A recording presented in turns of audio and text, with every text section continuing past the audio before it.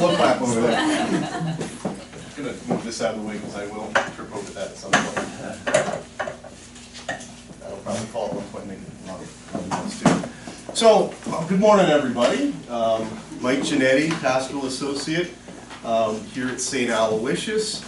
I told you my big long title that first day, and really it just means that I get the impossible jobs or the stuff that nobody else wants to do. What are some examples of those things? One would be my first year here. I was here like 2 months, and they're like, so we've got this theology of the body talk we got to do for RCIA. Nobody wants to do it, so let's get the single unmarried guy to talk about marriage and love. And that's kind of the case here today. We've got an impossible task of teaching church history. This is my church history book. 2,000 years of history, right? Going back to the time of Jesus.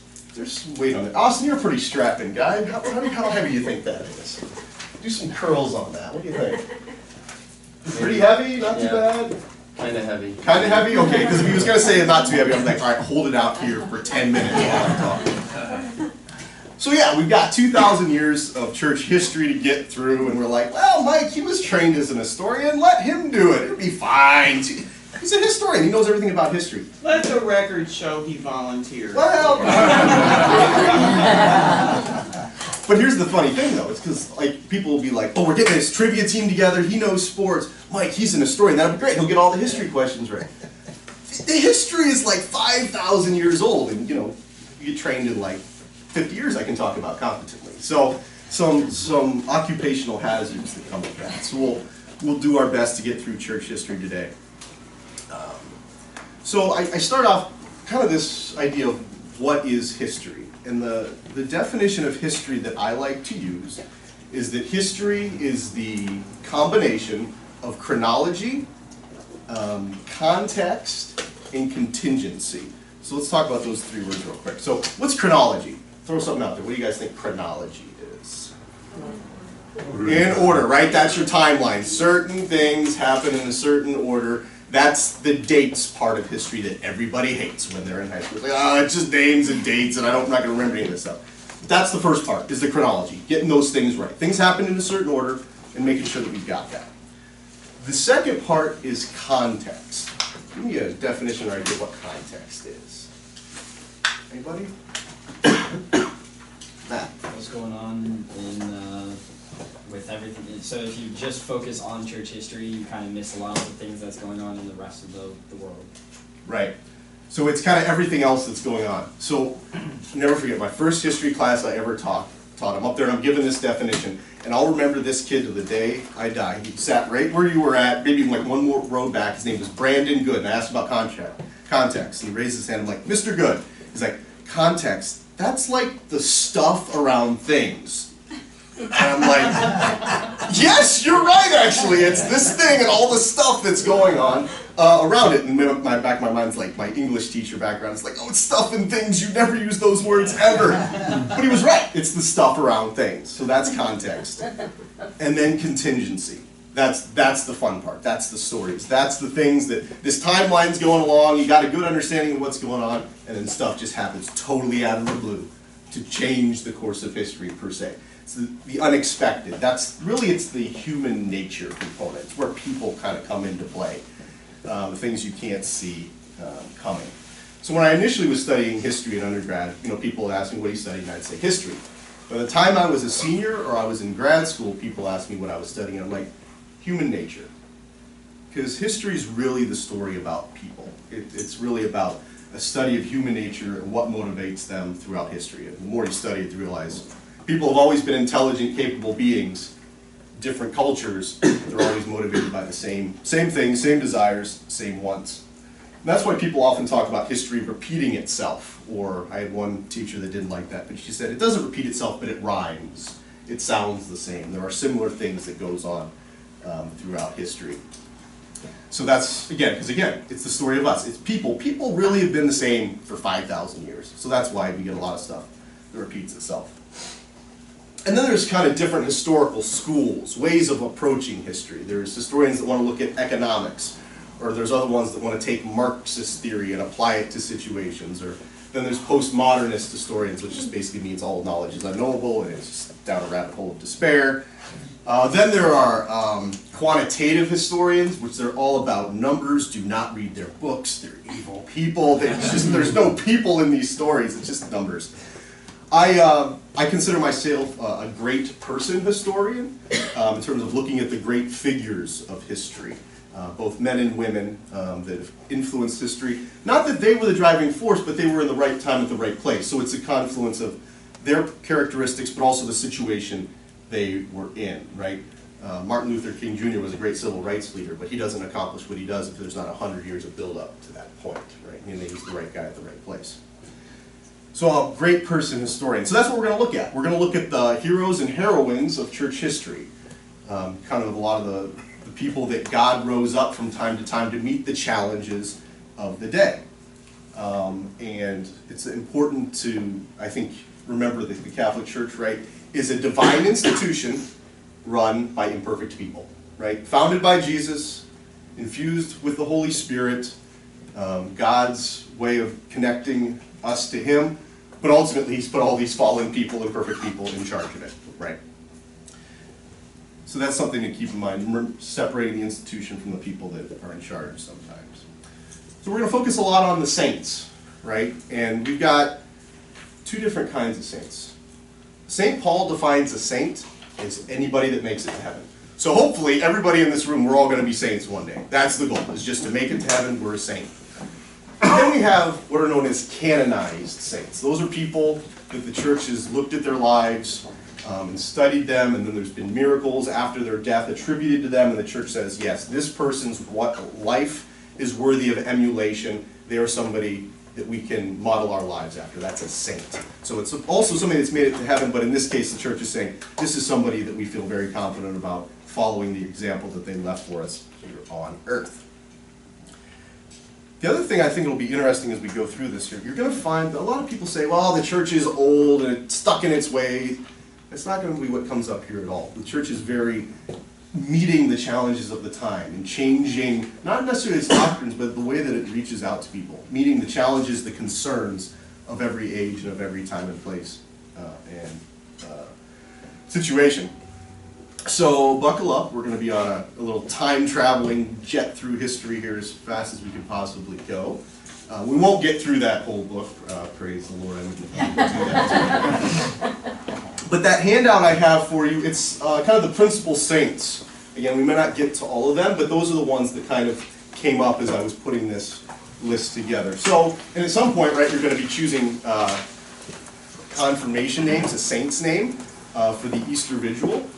So maybe one of the saints that you'll choose to name yourself after will come from this list. So I wanted to provide you with that. And again, these are a lot of, really the best way to think of it, the heroes of our faith, the heroes of church history. So, question time. So who knows the day that the Catholic Church was actually founded? It's a very specific day. Last Supper, close. I like it, because that's where Jesus made the apostles priests. But actually, what do we say is the birthday of the Catholic Church? Somebody, I heard something over here. Pentecost. Pentecost, which was originally a Jewish festival, but in terms of the Christian religion, we celebrate it as the 50th day after Jesus rose from the dead. This is when all the apostles are gathered in the upper room, and the Holy Spirit comes down to them in terms of tongues of fire, and they're able to speak in languages, and they go out and baptize like 3,000 people that day. That's day one of the Catholic Church. So on Pentecost, we wear red to remember that the flame of the Holy Spirit being ignited for the first time in the church, and that's often the joke is the birthday of the Catholic Church. So we got these 12 apostles, right? They're fishermen, they're tax collectors, a couple of them are cousins of Jesus. It's kind of this ragtag group of guys. We read the Gospels, they're always getting it wrong or saying goofy things, or like, James and John are following after Jesus, and they haven't really met him yet, and he turns around and like looks at them, because they're kind of like stalking him, and he's like, so, what are you guys up to? And they're like, hey, where are you staying, Rabbi? Like, you just got to say something. They're just kind of here and there. They're thinking he's this great military king. And they're never really getting it. And then they are transformed at Pentecost. their minds are open, they understand everything, they understand Jesus' resurrection.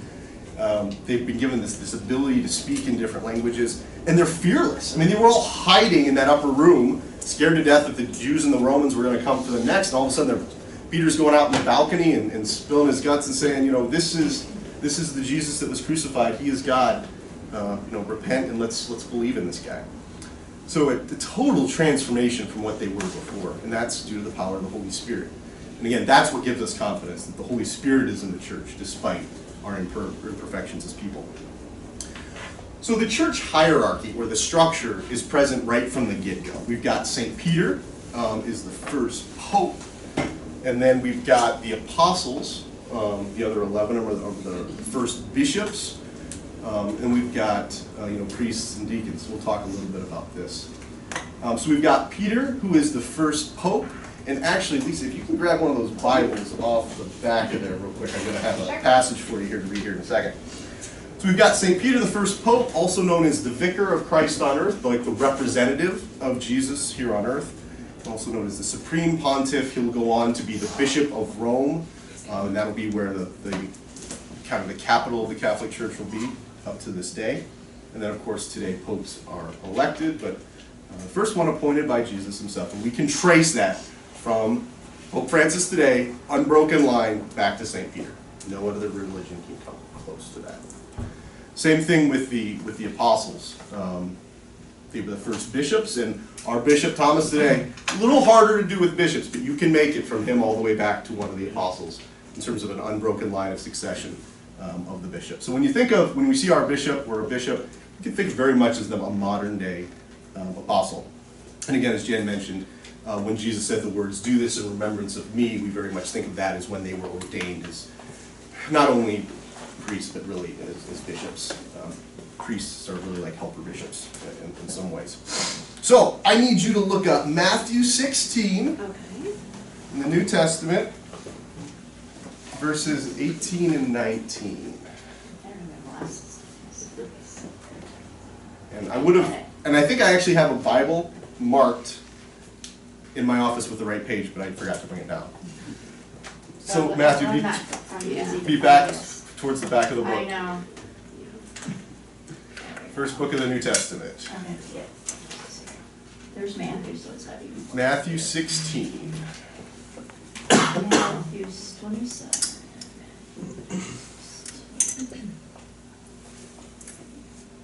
There's 20. We're getting there. They're getting there. See, this is also a little tricky. You get some practice looking stuff up in the Bible. Chapter 16. And then verses 18 and 19, if you could read that for us. 18 and 19. That's okay. 16, 18, and 19. Yes.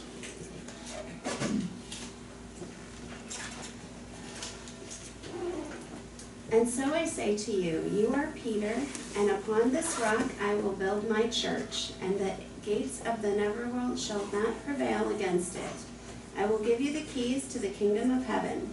Whatever you bind on earth shall be bound in heaven, and whatever you loose on earth shall be loosed in heaven. Thank you, Lisa. So that is the sentence that we trace back to Jesus naming Peter as the first pope.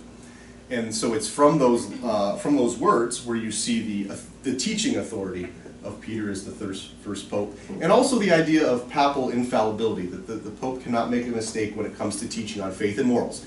He can sin, he can make mistakes, he can wreck his car, he can do all kinds of terrible things, but when it comes to leading the faithful in terms of truth about faith and morals, that's where we get the idea of papal infallibility, because it says, the gates of the netherworld shall not prevail against it.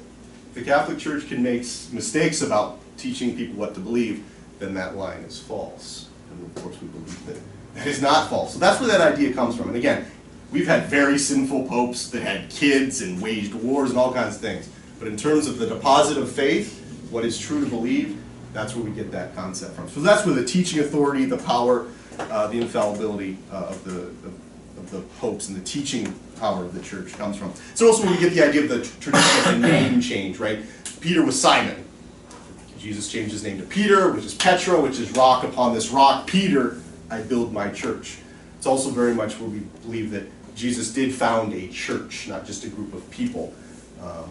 some of the non-denominational religions will be like, he didn't found a church. No, he literally used the words, upon this rock, this foundation I am building a church. So that's one of a great line as far as where the church sees itself as the teacher of people coming directly from Jesus. Okay, so we got our pope, we got our bishops. The apostles are going to ordain other men to be priests to help them out in the various cities. Do you guys know how we got deacons? Any idea? Basically, people complained that there's not enough priests to go around, and the apostles were in charge of kind of distributing goods, and it was kind of this communal living style, and people were being neglected in the daily distribution, and people were complaining, so the apostles were like, we're supposed to be out there teaching, we got all this stuff to hand out, we need people to help us out. So they ordained 7 deacons. It's right there in the Acts of the Apostles, the most famous of which is Saint Stephen, who will go on to be the first martyr of the Catholic Church. He kind of ticked off the Jewish priests, and so they stoned him to death. Saint Stephen, I think his feast day is celebrated around Christmas someday.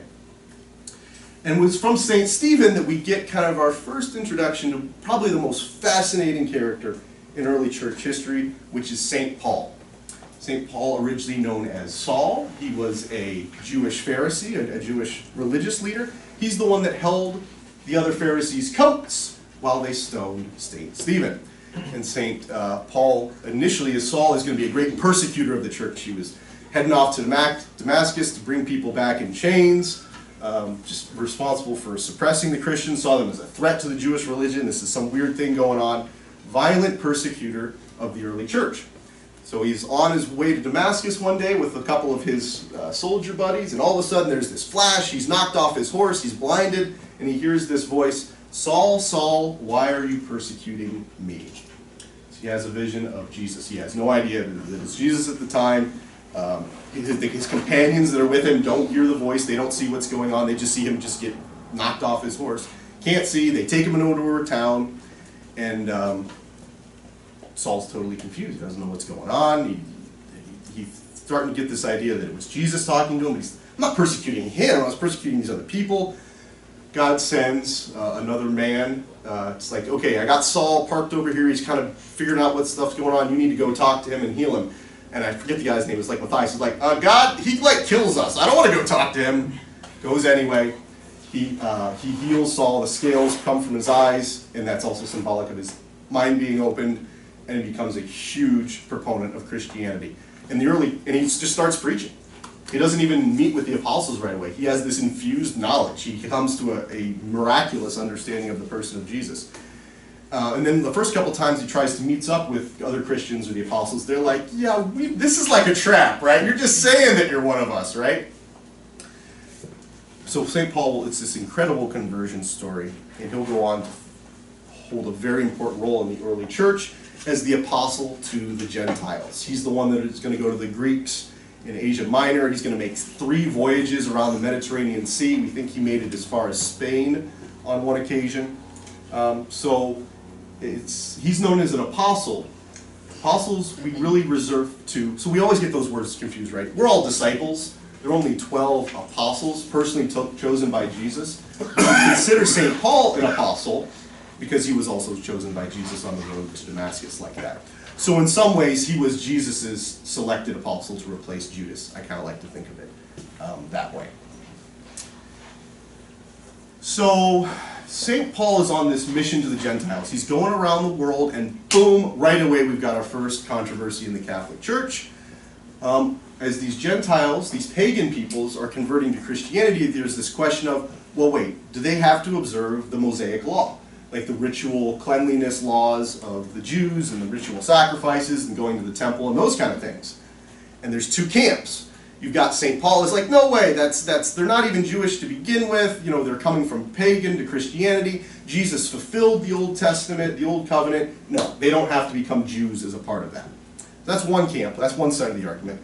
And then you've got St. Peter. He's kind of, it's not known exactly where he stands, but he's kind of going back and forth, but there's a lot of pressure on him from a lot of the other people in Judea and Jerusalem, like, no, if these people are going to be Christians, they also have to be Jews. They got to be circumcised and observe all the laws of the Jewish religion. So we've got our first, this is literally, like it's the year 50, and we've got our first problem. So Peter and Paul and all the other apostles get together in Jerusalem in 50 AD for the Council of Jerusalem. And they kind of they hash it out. This is all in the Acts of the Apostles. Go read about it. And they come away with, nope, Gentiles that convert to Christianity do not have to be Jews. They give them like 3 rules, like no unlawful marriages, don't eat meat of strangled animals, and be a good person. But basically, no, don't have to worry about observing the Jewish law. And this is going to, the Council of Jerusalem is then going to set a precedent for how the church is going to deal with controversies and challenges going forward. In other words, there's something going on, get the bishops together and hold a council, pray for the Holy Spirit, have the Pope there, and let's talk this through and figure out where the truth is in all of this. So that's kind of how the church is going to resolve controversies going forward. So let's talk about how Christianity spreads a little bit. So literally, the apostles are going to take Jesus' words at the ascension of go to all nations, baptizing them in the name of the Father, and of the Son, and of the Holy Spirit. They're going to take it very literally. So here's kind of where the 12 apostles ended up. St. Peter goes to Rome. Rome, the old saying, all roads lead to Rome. Rome was the capital, very much was the Roman Empire, but really was the capital of the world. United States is kind of the superpower now, but like Washington, D.C. can't even compare to what Rome was to the ancient world. So St. Peter was very much like, well, we're supposed to be this world religion. I'm kind of supposed to be in charge. I should be at Rome, because that's where communication goes. I mean, all the roads lead to Rome. So he heads to Rome, and he's going to get killed there.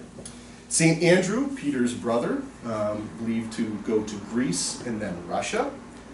St. James the Greater, it's legend, but tradition holds it that he went to Spain, and then when he came back to Jerusalem, he was killed by King Herod in Jerusalem very early on. One of the first, I think we consider him the first apostle to be martyred. St. John, St. James's younger brother, if you ever see a picture of the 12 apostles or at the Last Supper, it's usually all these kind of burly dudes with beards, and then there's one guy without a beard. That's St. John. He was kind of like the 18-year-old tag-along of the apostles. And then he's the one that will write the gospel according to John, where he does all this wonderful self-promotion about, the apostle that Jesus loved, or the beloved apostle. He always refers to himself in the third person. He's the one that ran faster than Peter to the tomb on resurrection morning. Then he waited. It was just really, read the gospel of John. There's a lot of heavy philosophy in there, and then there's all these little zingers from John. It's like, yeah, the beloved apostle, he was on the right track on that one. A lot of fun. He will also be the one that writes the book of Revelation, the last book of the Bible. He has that kind of mystical experience on the island of Patmos where he dies, and he's the only apostle not to be martyred. Kind of a little interesting factoid. St. John is the only apostle to be with Jesus at his crucifixion. Him and Mary go there, and they're at the foot of the cross, and Jesus says to Mary, behold your son, son, behold your mother, basically entrusting Mary to the care of St. John. So I like to kind of believe that since John was the one there at the foot of the cross, that John was not martyred. Kind of, you were with me there, you get to escape martyrdom. I'm sure that's not how it works. That's just kind of an interesting thing. He's the only one that's not martyred, and he was there. St. Bartholomew, also known as Nathaniel, will go to Persia, where he is martyred. St. Matthew stays in Israel and very much preaches to the Jews, converting them to Christianity. St. Philip will go to Syria and throughout the Middle East. St. James the Less, he stays in Jerusalem. He becomes the Bishop of Jerusalem, and he plays a key role in calling and facilitating that Council of Jerusalem. St. Jude, also known as St. Thaddeus, will go to Syria in the Middle East. Believe that St. Jude was a cousin of Jesus. So you ever see those pictures of St. Jude, and it's like, is that Jesus or St. Jude? It looks a lot like how we would normally depict Jesus. That's St. Jude. He's usually got a medal on with an image of Jesus on it. St. Jude, patron saint of helpless cases, right? So that's Jesus' cousin, often depicted looking a lot like Jesus. St. Simon will go to Africa, and as far as away maybe as Britain. He was another cousin of Jesus. St. Matthias, who was the replacement apostle for Judas, chosen by the apostles in the upper room. He'll go to Cappadocia, where he will be martyred.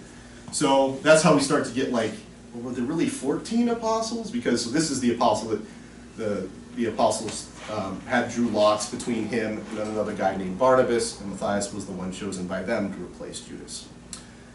And then St. Thomas, doubting Thomas. Yeah, I will not believe unless I, okay, he goes to India. He's the one that goes the farthest. So after being convinced, he will literally go to the ends of the earth. India was kind of the known world at that point as far as from a Middle Eastern and European perspective. So that's where St. Thomas goes. Any questions? Any thoughts? Feel free to raise hand, jump in there, ask things as we go along. Because I need to breathe every once in a while too. Okay. Fun fact about St. Jude is Novena started yesterday, so if you have Yeah? a hopeless case, like a house that needs to be sold, there is a website called Pray More Novenas where they will send you a reminder email every day to pray that prayer. It only takes about 5 minutes. So just a fun fact about St. Jude, if you have a situation that you're really feeling like it's not going to be solved, Pray More Novenas is the name. Pray more novenas. Yes. Yeah, St. Jude's a good dude. I Yeah. was doing that and I like it sort of, I mean, I did it for like 3 weeks and I just like, and then I just sort of stopped, so. I St. just sort of threw up my hands and I'm like, When you "Oh, get to maybe the end I'll of your start rope, again." St. Jude, he'll often come through for you. So more about the early church. So we move kind of, once we get past the apostles, we get into what is known as the patristic area. Think about that like patria, patron, fatherly, paternal. So kind of the early church fathers. So this is going to be the first generation of Christians post the apostles. So these were people that knew the apostles, but now the apostles have kind of all died off. So the early church, masses, where there's no churches yet, mass is said in homes. It's a very much a communal living style with people, willingness to share their goods with others. This is where that whole distribution of goods and the need for deacons comes up. And Christians are very much minding their own business in the Roman Empire. So there was kind of this initial emphasis on, hey, did you know the apostles? Or, they're all gone. Yeah, but no, I learned from them. I knew them personally.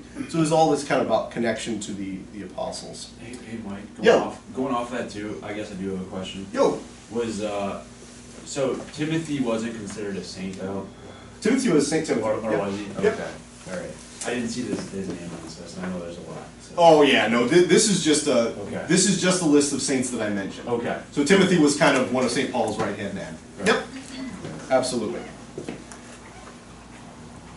So in this kind of patristic area, there's going to be a lot of these people that know the apostles that are going to write in defense of the faith. And they're going to be writing to Jewish people saying that the faith is real, but also defending Christianity from Roman attacks or suspicion about what these Christians are up to. So Tertullian, who is not a saint, but was famous for writing to the Roman emperor that Christianity is not a threat to Rome or the empire or the things that make the empire great. In fact, it can be an asset to it. Again, Tertullian, great writer of the early church, not a saint. Another saint, person that was a saint was St. Justin, often known as St. Justin Martyr, because he was martyred, and that just became his last name, St. Justin Martyr, because a comma got left off at some point. So St. Justin Martyr wrote to the Jewish people saying that Jesus fulfilled the law. He was the long-awaited Messiah, and Jews, you're failing to recognize this. Come on, get on board. These are arguments for why he was the Messiah. There were some other early writers. Origen, not a saint, but who was kind of the guy that invented the homily as a part of the Mass, explaining the Scriptures to people. Also St. Clement of Alexandria, these early church fathers and their writings on the truth of the faith and its role that it can have in people's lives. So early Christianity is not known as Christianity, it's known as the way. So there'll kind of be this evolution. Initially it's known as the way, from Jesus' words, I am the way, the truth, and the life. Early Christians are known as followers of the way. Then there'll be Christians, taking their name from Jesus, and then Catholic Church today because of the splintering of the Christian faith. But that's the kind of the evolution of where did these terms come from. Yes, gentlemen. A little word of caution. I'm not sure if this is still an active group, but 20 years ago, there was a group that started to gain nationwide acceptance called The Way, and it was a very cultish group, so don't get confused. Yeah, no, this was, no Catholics call themselves followers of the way anymore. No, this is an early, but again, just what was it called back then? Kind of a thing. So, despite Jesus not coming to found an earthly kingdom and, Christians not necessarily posing a threat to things, Christianity, especially early on, is going to be set on a crash course with the greatest empire in the world at that time, Rome. Of course, Rome is a pagan society, but more importantly, there's problems as far as the emperor himself is considered a god, and you have to offer incense to the emperor, and there's ritual sacrifices that you make to the gods as Roman citizens, and the Christians are like, we can't do this stuff. We don't believe in this. So it's going to kind of set them on a crash course with the Roman Empire. The Jewish people in Judea were the only people in the whole Roman Empire that have religious freedom at this time. This is because going back to the days of Judas Maccabeus, about 300 years before Jesus, the Jews successfully defeated the Greek Seleucid Empire. This is where Judas Maccabeus and the 2 books of the Maccabees, they won their religious freedom from the Seleucid Empire, and then when the Romans took over after that, the Romans agreed to continue that. That yes, you Jewish people are allowed to have freedom of religion, pay your taxes, and we'll leave you alone. Problem, what happens is initially Christianity is seen like an offshoot of Judaism, and then the Pharisees and the priests very much are like, no, Christians are not Jews, you're out of here, kick them out, and now the Christians they're not covered under that Jewish exception anymore, or Jewish exemption, and they're going to be asked to sacrifice to the gods, offer incense to the emperor, and they're going to refuse to do this. So that's kind of how did that happen? So it was a very political move by the Jews to kick Christians out of Judaism. No, you're not us, because also, well, the Romans will kill them off. So the Roman persecution of the Christians, we kind of officially says begins in 64 AD. I mean, this is 30 years after Jesus died. Begun by the Emperor Nero in Rome. And so there's this, that's not a story. There was this great fire in Rome, and it destroyed like 2/3 of the city, and Nero blamed the Christians for setting fire to the city. It was the Christians that did it. Well, what probably is that Nero wanted land for a new palace and set Rome on fire, and then blamed the Christians for it. That's where that famous line, Herod fiddled while Rome burned. Nero fiddled while Rome burned.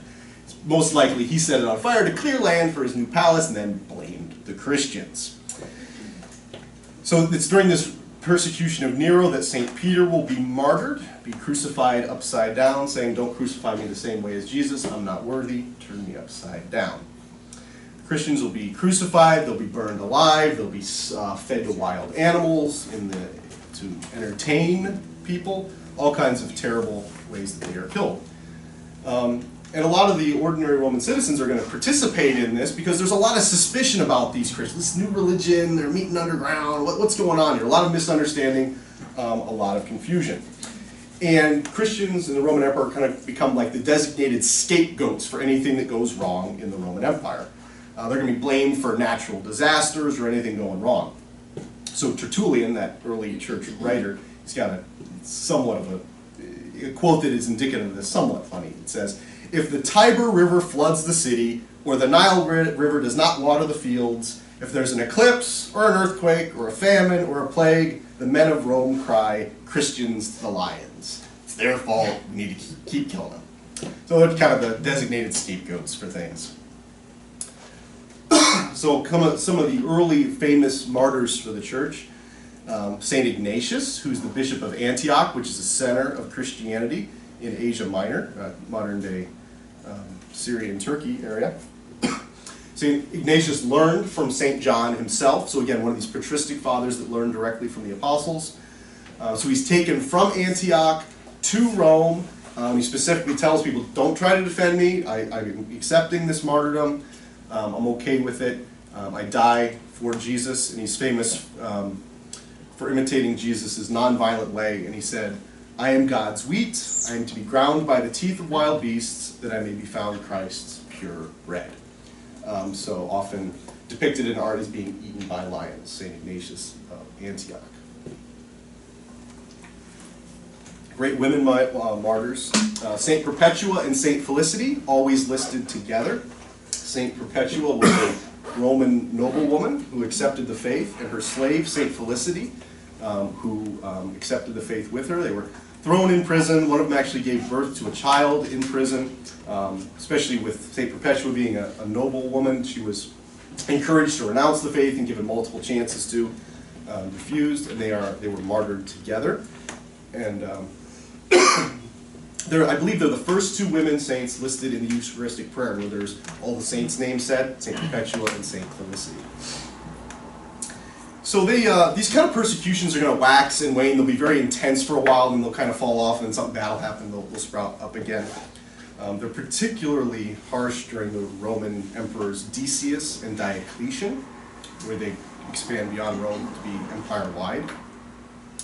And a couple other saints worth mentioning here. St. Lawrence, who was a deacon in Rome. His bishop was martyred, and the Roman soldiers said, all right, we know you guys have treasure and stuff stored up. Round up all your treasure and give it to us, and we'll allow you to leave. So St. Lawrence rounded up all the poor, the blind, the lame, the crippled, and presented and said, these are the treasures of the church.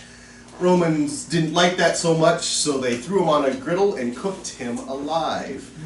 It's said that as he was dying, he said, you know, I'm done enough on that side, you might want to flip me over. Yeah. So for that, St. Lawrence is known as the patron saint of grill masters and also comedians.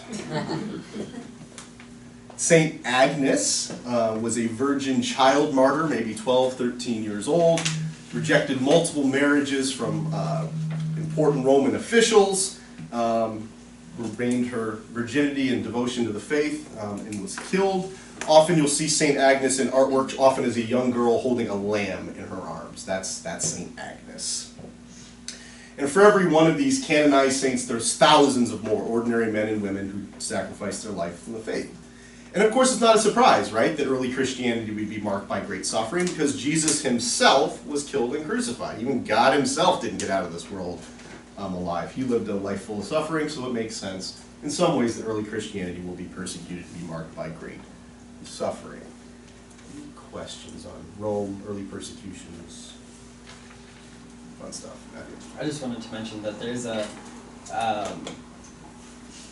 again, tradition small t, where a group of 100 Christians were taken into the Great Colosseum of Rome, and they were all thrown into the Colosseum and were chased by lions and everything. And there's a specific name for this group of martyrs, because there was too many of them to get them individually named. But some of the church fathers recognize them as a big martyrdom group at this time. So, like he said, these are not all the saints here. Right. There's hundreds of thousands of others that were being thrown in prison and, you know, basically made as sport throughout these years as well. Right. So this is going to go on for about 300 years. What brings the end to all this suffering and persecution for the faith? Well, divine intervention, God himself. So there's this power struggle between Constantine and Maxentius, two kind of contenders for the empire, or to be emperor of Rome. And there's going to be this battle between the two of them, and it's the battle at Milvian Bridge. And right before the battle, Constantine has a vision of a cross in the sky with the words, "In this sign you shall conquer." He's like, I'm not really a Christian, but my mom, St. Helen, is. I'm going to go with this. So he has crosses put on the shields of all his men before they march into the battle, and they win a very improbable victory. Constantine beats Maxentius at the Battle of Milvian Bridge, and Constantine attributes his victory to Jesus, the cross, and this vision that he had. So 2 years after the battle, he's going to issue the Edict of Milan in 313, one of the few dates I'll mention. Edict of Milan is going to grant Christians freedom of religion and freedom to practice their religion across the Roman Empire. In gratitude for his victory, Constantine issues this decree. It's also politically motivated. There's politics to all this. He saw Christianity as a potential unifying force in his empire rather than all these persecutions and the manpower that takes. We just won't kill them. That'll be less of a problem, and also hopefully they can be a unifying force in the empire. So devotion on one side, but maybe very practical on the other. As I mentioned, Constantine becomes Roman emperor, and his mother is Saint Helen. And Saint Helen is, after this, travels to Jerusalem and is credited with finding the true cross of Jesus, the one that Jesus was crucified on. So how did they do this almost after 300 years, find the true cross? Short version of the story, they knew where kind of was a dumping ground, a junkyard of sorts the Romans used back in those days. They were able to find 3 crosses together. One of them had a sign next to it that said something like Jesus, King of the Jews. But there was 3 crosses. Which one is it? So, lo and behold, they found a lady who was sick. They had her touch each of the 3 crosses. When she touched the 3rd cross, she was miraculously and instantaneously cured. She had some very obvious disease, I forget what it was, but instantly cured, and St. Helen went, that's it! That's the true cross. So that's those little fragments that you'll see around venerated. Sometimes churches have them. I know there's some still in Rome. St. Helen is credited with finding the true cross and bringing it back to Rome, and we'll see little splinters of it around here and there that are venerated. So that's how we get the true cross, is from St. Helen. So then, after 300 years of persecution, we get the Edict of Thessalonica in 380, which makes Christianity the official religion of the Roman Empire. So it went from ragtag group of nothing to 380 years later being the official religion of Rome. I would say that's pretty good and can only be accredited to God and the indwelling of the Holy Spirit. I mean, you go from unwanted and persecuted to now being the official religion of the empire. But persecutions are not the only challenge facing the church early on. We also have a lot of heresies. And heresies are basically false belief. One of the definitions that St. Augustine gave is, heresy is a species of unbelief belonging to those who profess the Christian faith but corrupt its dogmas. In other words, it's not another religion. It's people claiming to be Christians, but espousing tenets or beliefs that contradict Christianity or aren't consistent with Christianity. And the problem is that they're claiming to be Christian but doing other things and preaching other things that are not in keeping with the teaching of the church. So this is kind of a complicated situation because they're saying they're Christian, but it helps to confuse people. And this has its roots back in heresies of pagan natures that predate Christianity. So what do some of these look like? Well, you've got something called Marcionism, which said there was a God of love and there was a God of the law, and they were 2 gods, but they were different, and Jesus is killed by the God of the Old Testament, and Jesus was sent from the God of the New Testament, and they're 2 different gods trying to reconcile these. So that's one of these heresies. No, there's one God, and it's the same in the New and the Old. The Old one didn't kill Jesus in the New Testament. Another thing called Manichaeism, which is there's this idea of this cosmic struggle between good and evil and light and dark, and Satan got a hold of some knowledge and put it in certain people's heads, and they have to release this knowledge in forms of self-denial and asceticism in order to liberate it, and only certain people have this, like Jesus or Buddha or the prophets, and it kind of leads to all these wacky ideas about what you got to do to release this knowledge, and again, but while at the same time proposing that they are Christians. Of course, we've got the apocalyptic types, the end is coming near, called Montanism, which is that there's going to be a new Jerusalem descending from heaven in this little town called Pisidia or something like that. And therefore you don't need the church because Jesus is coming tomorrow with the new Jerusalem. It's coming down from heaven. So you don't need the church, you don't need the Eucharist, you don't need any of that stuff. Just be looking, because the world's going to end and the new Jerusalem is coming. And it's funny, the city they picked, like Pisidia or whatever, it'd be like, yep, Jesus is coming and he's coming to Tiffin. Really? That's where he's coming back to? So again, it's a little goofy call. But we hear this every year. Somebody, the world's coming to an end, all this prepper stuff, right? We got it literally in year 400. About the end is near and you don't need the church. Just believe and be saved. So what's going to be the response from God and the church to all these confusing beliefs? Church is going to hold ecumenical councils. Again, get the bishops from around the world together And God is going to raise up great saints and teachers to help dispel this confusion. Again, we're talking about year 400 in terms of communication and getting the word around people. This isn't like you just send out a tweet and everybody's like, oh yeah, now we know what's going on. I don't know what's going on. So there's going to be 6 of these councils held between 325 and 680 AD, again, to combat heresy, set church doctrine. Because again, we're here 2,000 years later where all this stuff's been codified and defined and very specific in books this big. Wasn't the case early on. So they're going to clarify the faith and use very precise language on what Christians believe. And that's why we get words like consubstantiation and efficacious today. It's like, that's so far. Yeah, but it's very precise in terms of very specific about what we mean by these things. Council of particular importance, Council of Nicaea in 325, in a response to the Arian heresy, which we'll talk about, and Emperor Constantine personally pushed. You guys got to get this figured out, because this is confusing people, and I'm allowing you to be Christians and practice your religion because you're supposed to be a unifying force. And there's these Arians, and and they're fighting each other, and you guys need to hold a council and figure this stuff out. So Arianism started by a priest named Arius. He was a priest from Alexandria, very educated, learned and studied at libraries of Alexandria. But Arianism taught that Jesus was not God, he was not equal to the Father, he was a human who was raised to the level of God because of his holiness and willingness to do his Father's will. So it's a denial of the divinity of Jesus, right? It's saying he was just a human who God used. And on one hand, it's like, well, Jesus was both human and God, so it seems like a minor thing, right? The problem is it's a slippery slope. Once you deny Jesus' divinity, then the whole concept of the Trinity, God the Father, God the Son, God the Holy Spirit, that falls apart. Then you talk about, well, is the church founded by man or by God, so you really need to follow it. Divine redemption, then it's just a human dying to save humans and not God dying to save humans. As far as the Eucharist, well, it's just like another dude's body, not God's body. So again, a little thing, right? But then like all these cracks start to fall out in terms of what we believe or would believe.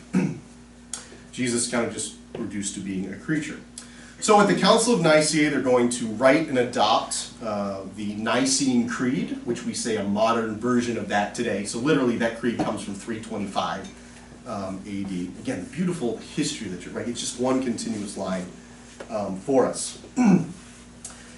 Let's see, and that's where we get the word consubstantial, with the Father, of the same substance of the Father. One of the leading figures at this council is Saint Athanasius, who is the Bishop of Alexandria. And he was exiled 6 different times in his life by emperors or rival Arian bishops, but he always stayed true to the faith. He's famous for saying, "The whole world has gone Arian." Then it is Athanasius against the world. Yeah, just great line, great heroism in terms of belief, conviction about the faith. Now these early councils, I'm not going to talk about it, but these are raucous events. I mean, these are like rough and tumble. There's fist fights. There's a couple bishops that get scourged. They like throw a 100-year-old pope out. I mean, these are like rough and tumble. Like, these are not like, let's just talk about these things. It's people all over the world. And then there's this great legend involving Saint Nicholas of Myra, where in one of the debates he actually slapped Arius and is like, "What are you talking about?" You know, or whatever. Saint Nicholas is punished for this. It's not condoned that he hit Arius, but it's just interesting because Saint Nicholas, you may know him by his German name, Santa Claus. So Arius was such a bad dude, he got punched out by Santa Claus. Hey, he ain't getting no Christmas presents that year. Probably just a legend, but it's really funny. You'll even see these memes like Arius and guy got slapped by Santa Claus. Funny little things. So we're going to call these, next group is the 10 Church Fathers. 5 in the East, which is going to be kind of headquartered in Constantinople, known as the Greek Fathers, and then 5 known as the Latin Fathers, kind of headquartered in Rome. Again, people that God is going to raise up to clarify these things and be great defenders of the faith. I'm just going to talk about a couple of them. Well, I'll list them all here for you. So the 5 Latin Fathers are St. Ambrose of Milan, St. Augustine of Hippo, which is North Africa, Pope St. Gregory the Great, St. Jerome, and St. Hilary of Poitiers. Then the five Greek fathers, St. Athanasius, who we just talked about, St. Basil the Great, St. Gregory of Nyssa, St. Gregory Nazianzen, and St. John Chrysostom. Just a word on a couple of these. So St. Jerome, famous for translating the early scriptures from Hebrew and Greek into Latin. His translation of the Bible is known as the Latin Vulgate. Word Vulgate coming from the word vulgar, not meaning mean, but in terms of common, right? Translating the scriptures into the common language, which at that time was Latin. And St. Jerome's Latin Vulgate still is the standard translation of the church. Obviously updated, but when they go back and like, oh, we're going to do a new translation, they start with St. Jerome's Latin Vulgate and then go forward. So he'll be the one to set an early canon of scripture, but the whole 73 books in the Bible, not set until the Second Council of Nicaea in 787. Again, they're still figuring out which books are canonical, which ones are divinely inspired, which have some goofy stories in them. They're like, yeah, I don't know if that's really from God or not. So it's not until the 8th century AD until we get the standardized Bible that we have today. 42 books in the Old Testament, 27 in the New. Word about St. John Chrysostom, known for his great preaching. That's where he gets his last name. Chrysostom means golden-mouthed. Known for his preaching in Antioch, in Constantinople.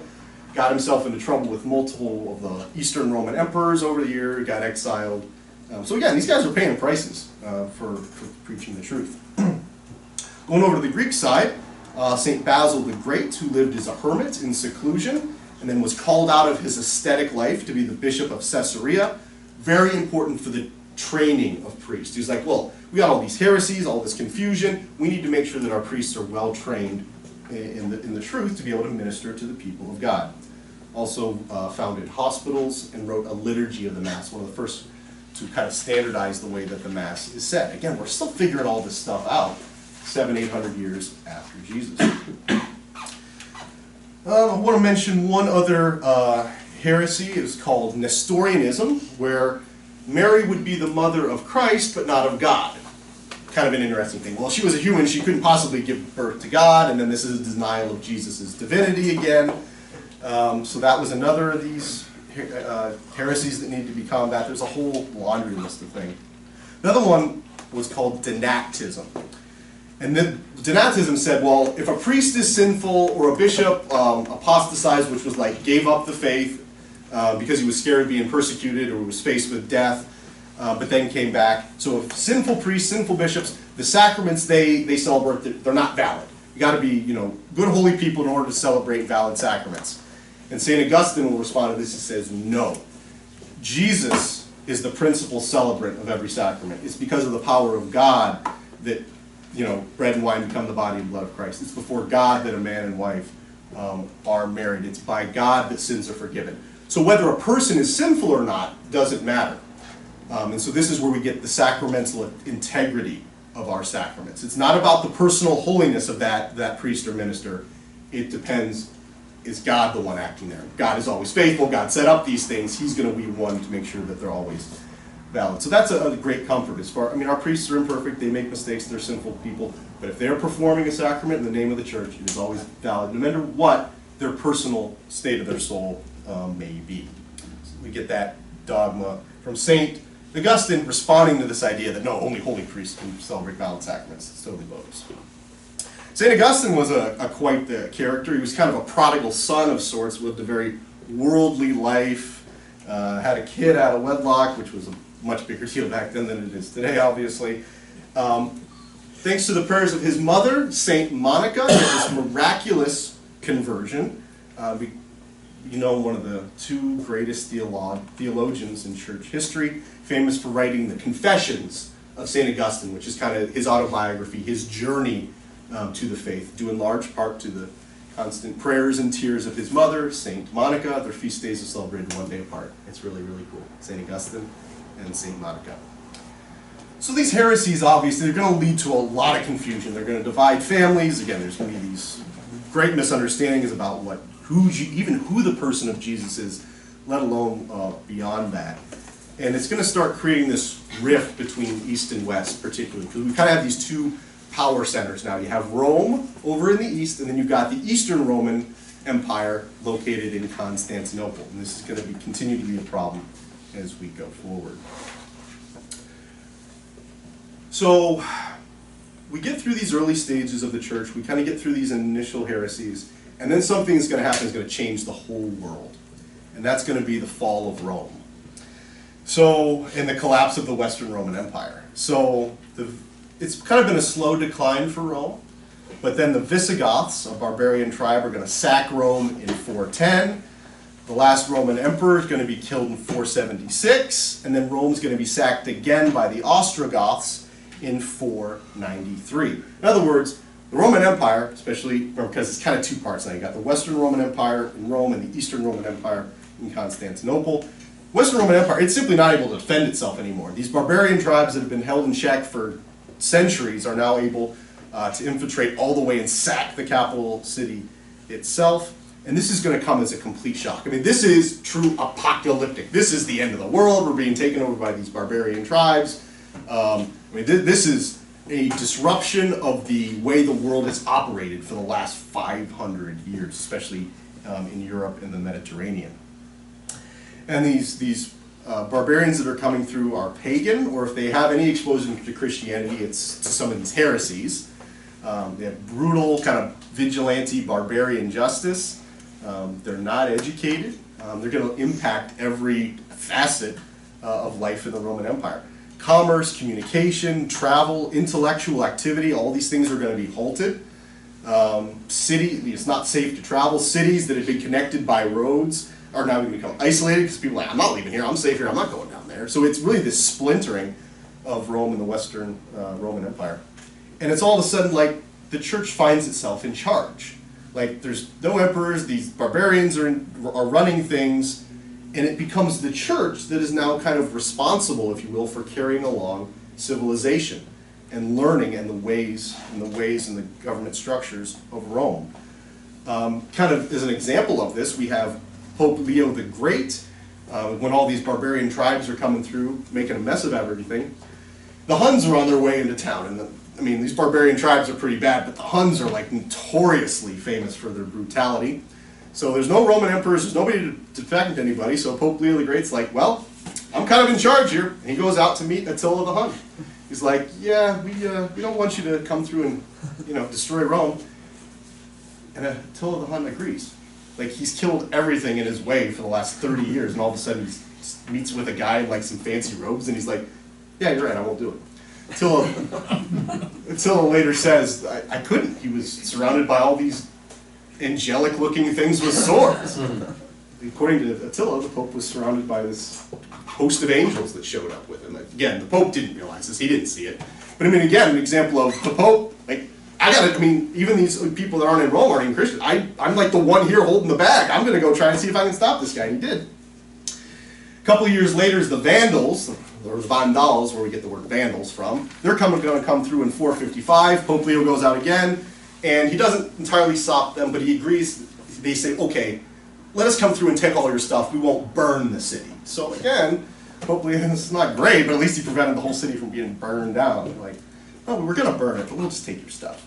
So again, it's this, all of a sudden, it's like the church is in charge of things. What went from like this little cult sect that nobody understands to being killed and persecuted to being the official religion to now being like the de facto defenders of Rome. And it'll be so that's where we get the idea of the Roman Catholic Church, right? That's kind of where that comes from. The church is going to be carrying on the laws, the governmental structures, the traditions, the learning of ancient Rome, because the empire itself is crumbling. And now it's going to change the church's mission. Now there's this need to evangelize these Germanic tribes that have come through, that are uneducated and heretofore had been inaccessible. It's like they lived beyond the Roman Empire, you didn't go beyond the Roman Empire, and now they're here at the front door. And the church very much believes, okay, well, we are to minister to all people, we're to bring the good news of Jesus to all people. This is going to be a challenge, but we're going to have to change now how we operate. We talk about a couple more things, then we'll take a little break, okay? So there's going to be kind of two responses to this problem. And we even see this today, right? Like when there's a problem, you can have two options. You kind of can like live in the situation and try to make it better and work for it, or you kind of withdraw from it. And one of the responses to all this chaos, this invasion of these tribes, the upheaval of Roman society, is going to be the growth of monasticism. In other words, living as monks and nuns, a withdrawing from society to kind of preserve your own sanity, your own spirituality, your own sanity in a lot of ways. So this is going to be kind of in response to the chaos. So monasticism is a way of life characterized by prayer, self-denial, very much disciplining oneself, but also making sacrifices for the benefit of the world, living in seclusion, withdrawn from the world, but in a positive way.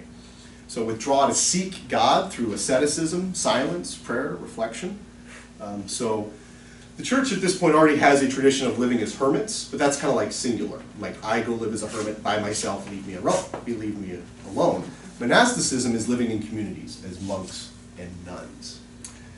So that's where we get St. Benedict. He's known as the father of Western monasticism. Again, that just means like monks and nuns.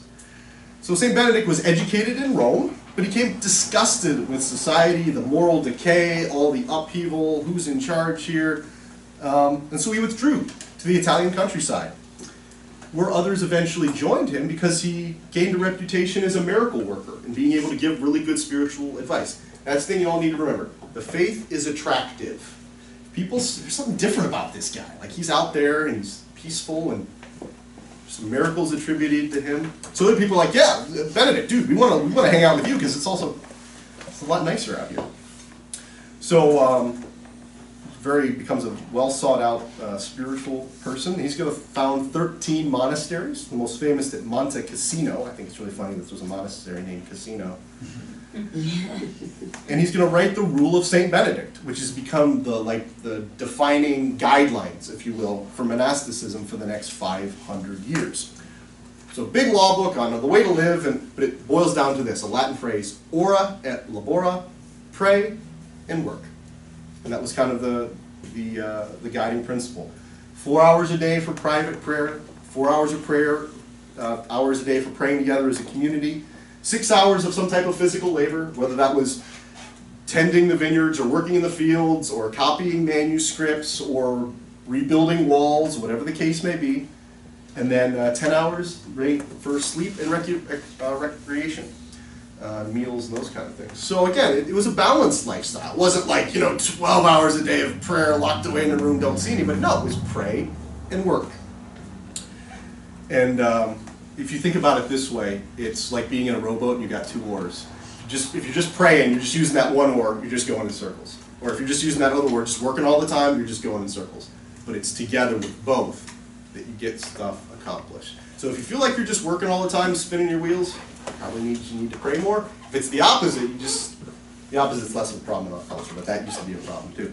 Both oars working together, and that's very much an idea from St. Benedict. So he's going to found what we today know as the Benedictine order. Gets his name from St. Benedict. And he's got an awesome twin sister named Scholastica, who'll become Saint Scholastica. It's kind of her name, like scholastic studies, those kind of things. She's going to found a convent for nuns, just 5 miles from Monte Cassino. Her nuns will follow the rule of St. Benedict, but adapted for her nuns and women. St. Celeste and St. Benedict, even though they lived just 5 miles from each other, they only allowed themselves to visit each other once a year, where they pray and talk about life in their respective communities, but also have great debates about spiritual questions. And there's this wonderful story that they got together one time, and St. Scholastica had a premonition that she would be the last time she would see Benedict. And Benedict was getting ready, he had to get up and leave, and St. Scholastica prayed, and all of a sudden there was this tremendous thunderstorm that came out of nowhere, and St. Benedict's like, yeah, I'm going to get soaked, so I guess I'll hang out with you here tonight. So they spent the night talking, and, brother and sister, as they do, and had a good time. And that was the last time they saw each other. St. Scholastica died 5 days later. And they, twins in life, twins in birth, are actually buried together in the same grave in Italy. Kind of an interesting thing. Let's see. Talk about St. Gregory the Great, and we'll take a little break. So then we get St. Pope Gregory the Great. He's the first pope to come from a monastery, to come from this monastic tradition. So again, we see like withdraw, take care of yourself. Society's a mess and it's sinful. We need to kind of close in on ourselves, get things right here, and then from that you go back out. So St. Gregory the Great is the first pope that comes from being a monk. He was actually a Roman of noble birth originally. After his father died, he sold off all his property, gave to the poor, and founded other monasteries. Again, these are really popular. Like, there's a lot of people in these monasteries. Because again, in it's communal life, you're working together, pulling in the same direction. It's something people want to do. So St. Gregory is going to join one of these monasteries himself, where he gets kind of known. And again, he was a Roman official before. He's kind of known to have diplomatic skills, so he's named the Pope's ambassador to Constantinople, even though that's not what he wants to do. And then, after the Pope dies, he's elected as the new Pope. And he's like, this is a terrible idea! And escapes the city and tries to hide in his monastery. Eventually, okay, this is what God's will is, and agrees to be Pope. And this is where his skills, where he learned in the monastery and being a Roman official, he's known as a great administrator, very efficient in the way he gets things done. And he's the one that took the title for himself, I am the servant of the servants of God. And I'm not this Pope to be served, or look at me. No, I need to serve this people that are serving God. And that's you hear people say that, it's also a title that all the popes use today, but it comes from St. Gregory the Great, servant of the servants of God. He's the one that's going to invent Gregorian chant. We don't use a whole lot of it anymore, but especially if you're up at the cathedral or solemn masses, it comes from St. Gregory the Great. He's going to be the one to send missionaries to England to evangelize the people there, going to work to try to convert the Lombards, who are the Germanic tribe that have settled in Italy. In fact, he's going to, again, the case of the Pope taking the lead, he negotiated a peace treaty with the Lombards, because the Roman emperor in Constantinople is like, yeah, that's Western problem, they're not a problem to me, you guys figure out. So the Pope's like, okay, I will, and he kind of settled a peace with them in his own terms. So you see that the popes are really filling this void left by the collapse of the Western Roman Empire, and the Catholic Church kind of being the de facto leader in that part of the world. So let's take a little break, and we'll come back and talk about the Germanic tribes and what that missionary work to them looked like. So let's take about 10 minutes. Yeah, I don't need that. Hey, if anybody would like, I'm going to put these pamphlets here at the Rosary, a nice compact how to say the Rosary with